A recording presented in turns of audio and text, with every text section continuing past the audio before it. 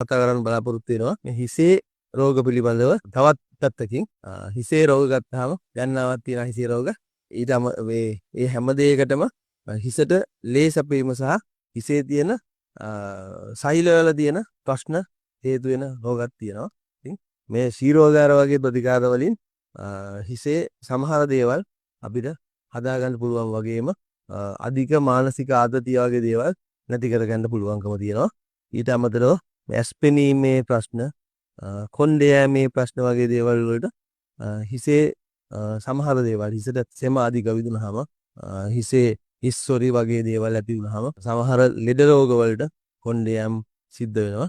ඉතින් ඒ හැම දෙයක්ම නැති කරගන්න නම් අපි හිස සහ හිසේ මොලේ තියෙන සෛල හොඳට තියාගන්න අවශ්‍ය වෙනවා. ආයුර්වේදමයේද හිස ගැල්වීම, හිසට තෙල් දැමීම වගේම හිස කුඩිච්චි කියලා වර්ගයක් තියෙනවා. හිස කුඩිච්චි භාවිතා කිරීමෙන් අපේ හිස්සේ රෝග නැති කරගන්න පුළුවන්.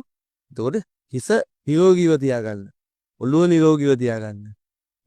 හිසේ තියෙන සමහර ප්‍රෙෂර් පොයින්ට් කියලා අපි කියන සමහර නිල සම්බාහනය කිරීම මගින් අපිට හිසේ ගොඩක් ප්‍රශ්න නැති කරගන්න පුළුවන්.